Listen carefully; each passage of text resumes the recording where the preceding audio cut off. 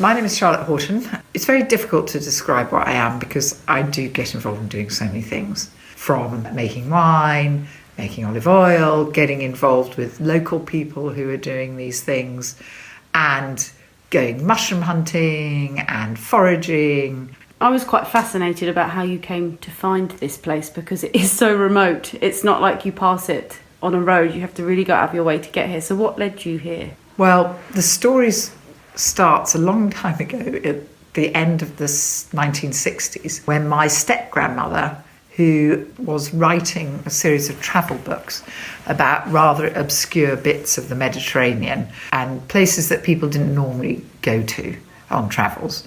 She was waiting at a bus stop on the island of Crete whilst she was writing one of these books. Sitting waiting for the bus, she met this Italian woman and they started chatting. And my step-grandmother said, that she was looking for a house. She was writing a travel book. Really, she wanted to find somewhere to go and retire with her husband. And the Italian woman said, oh, don't move to Greece. There's this really interesting area of Tuscany that's completely undiscovered between Pisa and Rome that nobody knows about. It's got fantastic coastline and it's really unspoiled. Grandmother didn't really take that much notice of this until she got a telegram 2 months after meeting this woman saying, I've put a deposit on a house in southern Tuscany for you. And so being an adventurous woman, she just said to her husband, let's go and look at it. They absolutely loved it. So that was the area known as the Maremma, but it was an area that was known for its bandits, the fact that it was malarial. So it's quite a wild area. And if you actually look at the map of Italy, you'll see that there's no motorway between Pisa and Civitavecchia, nearly all the way down to Rome. There's a big gap, and that's the wonderful Maremma. And it remained very, very unspoiled, and still is pretty unspoiled. That was the southern Tuscany that I first got to know when I was young, because we spent all our holidays there. Yeah.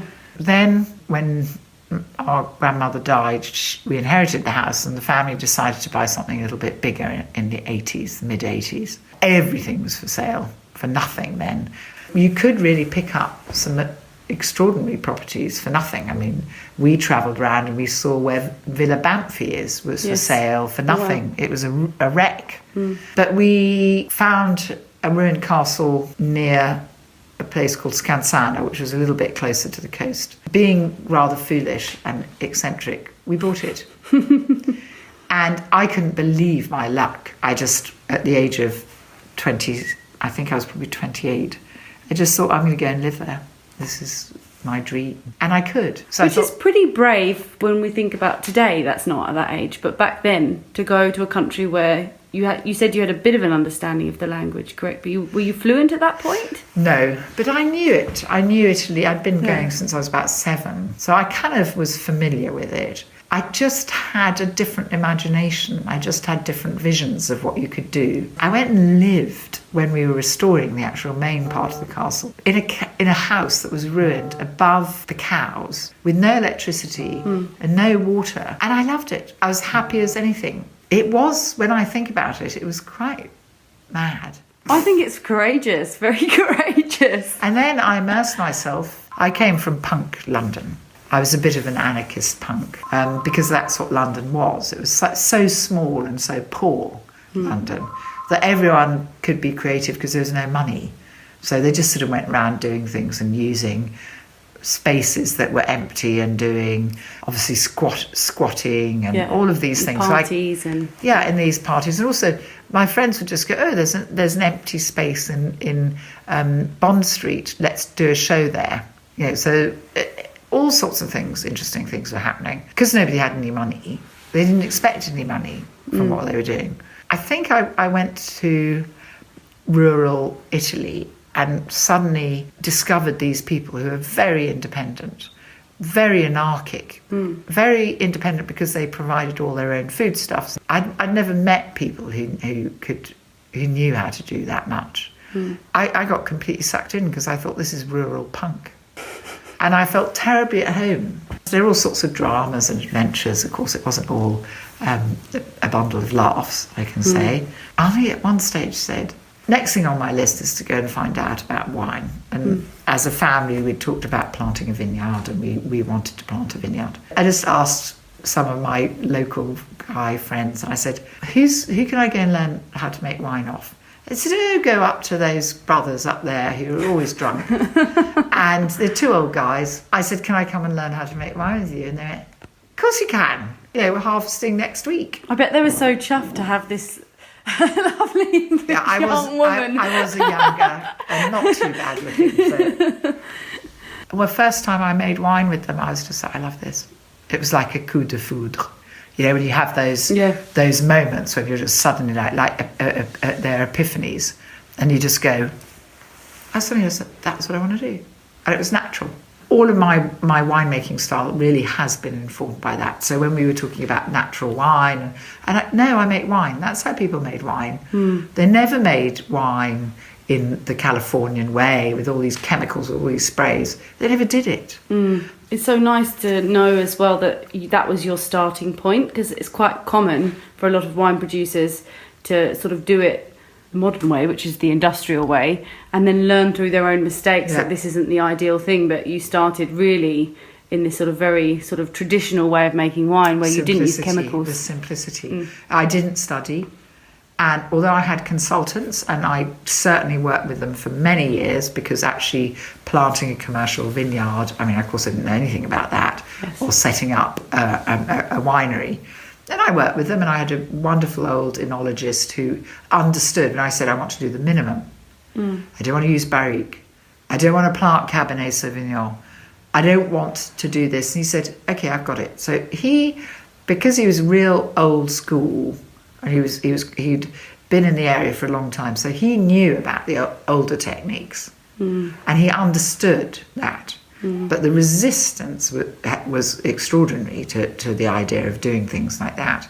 And each time I'd get a consultant over, they'd say, no, you need to do this pump and this thing and this, and all this sort of micro-oxygenators and this, and we should do that. And I was like, no, we don't need to do that, because I knew that actually we didn't need to do it. Admittedly, I had to learn a lot about the harvesting and then also how you look after the vines, and that took me at least 20 years. Because you're also building a relationship in understanding the land where you are. That's right. And your grapes and how they work here in this environment. Yeah. And now I'm working very much on the self-regulation of the vines. So I wanted to get the balance between the upper and the lower plant, so that actually they don't overproduce. You don't need to do any green pruning. You hardly need to do any leaf, which we don't do very much of anymore, because I'm beginning to get a wonderful balance. Pinot Noir was obviously a big risk planting here, but we understood pretty much that it should work. But the fact that it's been so successful is a pleasant surprise. What might be quite interesting for everybody to know about would be why you planted Pinot Noir in Tuscany, because it's not heard of here, and that's very much due to where you are. Well, the valley that we're in has a very particular microclimate. We're under one of the highest mountains in Tuscany, which is an ex-volcano. We're in a valley that's very protected, so it's like a bowl shape. In fact, locally it's known as the Golden Bowl, La Conca d'Oro. We have water, we have mixed volcanic soil, so not many people in Tuscany have volcanic soil. No, I certainly hadn't heard about it until I know. being introduced. And you know what's really interesting is perception is all in the wine world. So I keep when everyone's writing these big articles now about volcanic wine, I go, hello, I've got volcanic soil. And they're like, you're not in Etna, you're not there, you can't possibly have volcanic soil. You should post them some of the ground. Yeah, but it's extraordinary. And I just go, hello, no, I do. I go, Melly, I've got Pinot Noir, I've got Grenache, I've got Sangiovese, it's very elegant. Because I don't fit into any of the sort of bigger groups. So because I'm out of the normal range, microclimate is so unique, and my soil is so unique here. So the really extraordinary thing about this valley is It is incredibly fertile, and that's probably why the Etruscans were here 3,000 years ago making wine. I can grow 3 varieties that normally don't coexist: Pinot Noir, Grenache, and Sangiovese. If anyone can name anywhere where those 3 vines grow successfully together, I'll give them a case of wine. So I challenge your listeners to find searching. that. I was pondering about the Golden Valley and how fertile it was. And we just happened to have a geologist staying here as a guest, because we also have a castle bed and breakfast here, which we call the Tuscan Faulty Towers. So he was like, really? Would you like me to go and have a look? I said, yes, please go and have a look at this, see what you think about it. So he came back and he said, okay, it's so obvious. So you've got marine sediment as the base, volcanic matter thrown on it, so you get a metamorphic marine clay, which is a type of schist, marly schist. You get all your calcites, your limestones, you get all of that from the volcano. He said all of those have gone in layers. There's strata, which you can see on the edges of the valley. And he said the secret to your valley is that the erosion is bringing all of those strata, mixing them, concentrating them, blending them, and they're ending up in the base of the bowl. And they're not going anywhere because it's shaped like a bowl. So it's like a crucible. With these grape varieties as well, you have that potential just to express that. It's a funny intuition in some ways. I had tasted a lot of the wines that they make down the valley because I love those wines. They're young, fresh, pure. They last a year, and then you've got the new wines. But they're really good, the prima materia, to understand if you can do something a little bit more sophisticated, which is what I wanted to do. And I tasted them, and they're all Sangioveses, but the top notes always reminded me of Pinot Noir. And then the then enologist that I was working with said, I think you could do a Grenache here. So we're probably one of the only people that does Alicante or Grenache this far inside Italy. I was wondering why you chose to call it Alicante instead of Grenache. Because that's the Italian name for it. But since many people don't know that, I tend to say Grenache, Alicante. Yes. You've discovered a few things in this area as well, that's little bits of history. The Etruscan winemaking stones. Some time ago, a friend of mine, we always used to go and help him pick his grapes, and we'd have a big party down there. He had this stone that was carved out of the local volcanic rock. And I was like, what's that? And he said, it's a pesterole. I said, what's that? People think it's where they used to crush the grapes with their feet to make the wine. And I was like, really? When? He said, I don't really know. I was like, that looks really old. When did they do that? So I was talking about this and I was like, that's fascinating. And then someone told me there were some other ones down the valley. Uran, who's my main man here, who's worked for me for 28 years now, was clearing down a property down under the castle. He belonged to a friend of ours. And he said, I've just found one of those stones. I said, uncover it, let's have a look at it, clear out the mud, clear out the earth. And there it was, this beautiful winemaking stone. There are obviously lots of them down the valley. So I then started asking more people, and now I know about 8 or 9, and people have told me that there are many more down the valley, and there are probably more to uncover. You should map them all out. Well, we are, that's what we're up to. And of course, being the nutcase that I am, I was like, let's go down and make wine down there. So pretty simple. There's an upper basin and a lower chamber with a little spout connecting them. You put the grapes in the upper chamber, squash them with your feet. Juice goes through the spout into the lower chamber where you gather the liquid. Now, exactly how they were used, I don't know. But as a winemaker, I can have a pretty good idea. So from the practical use of it, essentially what we do is squash the grapes in the upper chamber, gather the liquid, and then put it into another container. Now, whether it was an amphora or it was terracotta is probably what the Etruscans were doing, but I haven't gone down that road. I did do some experiments in it. I just put it in a good old-fashioned small stainless steel vat and let it ferment. So I have learnt quite a few things from doing that experiment, and I am hoping to try to possibly make a wine that I can put into the commercial sector in the future, because I have discovered that I can do it without using sulfites. Whether it can travel, it certainly seems to last long. I'm hoping to develop those in the same way that I developed my initial very simple experiences with winemaking. Because these Etruscan wine stones, well, we know from talking to you now that there are 8, 9, and there's probably more to discover in this valley. Are there any others in other parts of Tuscany that you know of? There are all over the volcanic backbone, running down all the way down to the south of Italy. They're on the islands, the volcanic islands in the Tyrrhenian Sea. They're in Ischia. They're in the Basilicata. They're in Calabria. They're in Sicily. Wow. Yeah. They're in some of the Etruscan sites in Tuscany, Lazio. They're in Sardinia. Someone sent me a photograph of one in Rioja. I've now seen photographs of the ones in Etna, near Etna. Yeah, because it reminds me a little bit of the palmentos that they use in Sicily. So the palmenti is similar. They're also known as palmenti. Okay. So they're pestaroli here and they're palmenti. But the fact is that the ones that I've been looking at are the volcanic ones, because obviously there would have been, because they had volcanic soil, a lot of the conditions that I've been describing my microclimate are around those volcanic areas. So there probably was spontaneous growth of Vitis vinifera, which was then developed.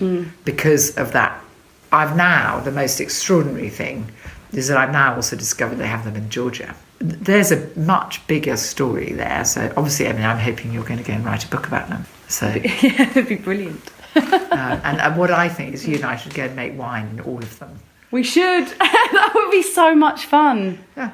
The Winestone project. Because I think I'm the only person who has actually I think I first did it 14 years ago. Yes. I think I'm probably the only person who's actually made wine in one of those winemaking stones. I worked for a mutual friend of ours, Sean, in Chianti, and spent 3.5 months in Tuscany, and I'm always seeking out new Italian wines, and I had not heard of anything close to this until I came here. It was amazing for me to see it, and you've got a very lucky... I don't think they have them in Chianti, because I think that we're talking about something much earlier than the development of winemaking in Chianti. Although, I know there's very early winemaking in Chianti, and it's quite possible that they were using terracotta, and wood didn't really get used until later Roman times, I believe. But I think these were the original winemaking areas. Close to the coast, they were the volcanic soils. I think it was here, and then it would have spread inland, probably more with the Romans. What I find fascinating about that as well is when I think back to Etruscan times, and I think about how I imagine wine to be and what it tasted like and how it was made. It was quite a modern technology for that time to be able to get the juice separated from the skins as well, rather than, if we look at Georgian winemaking in general, I know that they have something similar to these wine stones, but in general, all the grapes going in, long maceration, not being separated from the juice. Well, for example, when I make the wine down there, we squash the grapes, get the juice extracted, and then put both back together. Okay. Yeah. And so we get the maceration, but the juice separates quite easily then. But that was kind of what I decided to do as a winemaker down there. So it was an intuitive choice about how I think they would have done it, because I think that pretty much that would make sense to me as a winemaker. However, it's not difficult to separate stuff. I mean, people have been doing it for ages. I mean, just because we don't understand how to do it, you wouldn't know how to do it, doesn't mean that they didn't, because they were separating stuff all the time. You separate olive oil, separate this, separate that, separate wheat from the chaff. They've been doing it by hand. People know how to separate stuff. And what about for this area? What do you see? Obviously what you're doing is quite unique and quite singular actually compared to what's going on around here. Is there anything in mind when you look forward, or you're hopeful in a certain direction, or something you're working towards? I do think that this concept of small-scale farming is what we all need to return to. I live in a valley where there's small-scale farming all around me.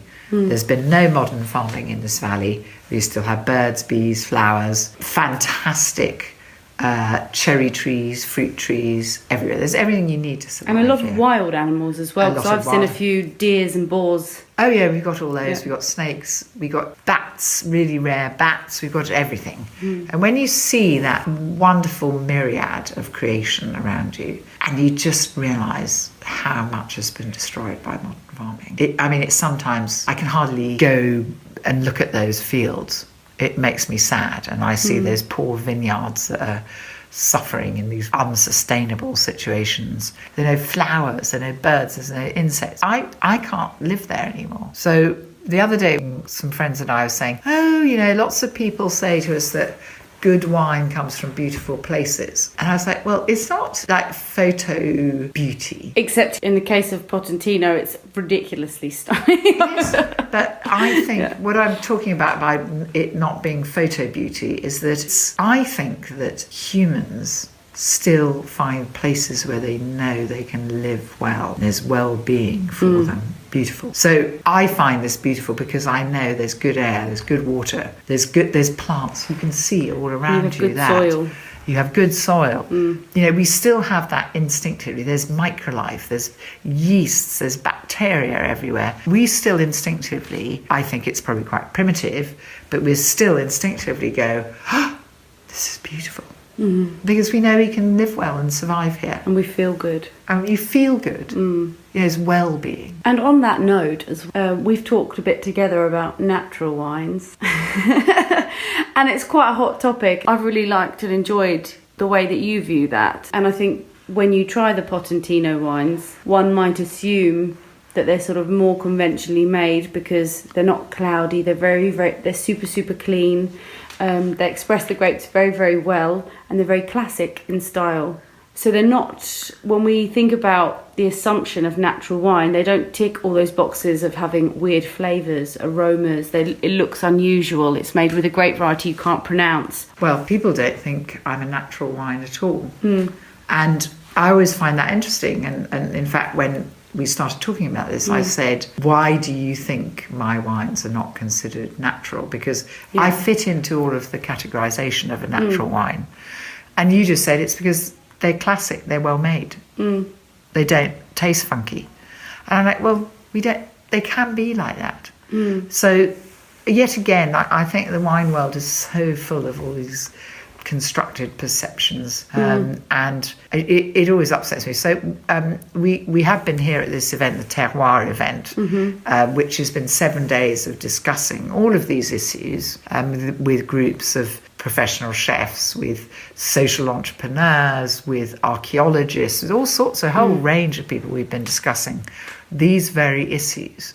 What's really good fun is that nobody's had a hangover. True, actually. Nobody's had a hangover, and my goodness, I'm just calculating how much wine people have been drinking, and it's at least 2 bottles per person a day. Now, I know that there are some people who have been drinking 3 bottles and some that haven't had any, but nobody has had a hangover. So then I'm like, well, wine doesn't make you feel sick. It doesn't give you a hangover. I use the famous, if we use the Alice Faring guide to how much sulfites can go in a wine, I use between 80 and 100.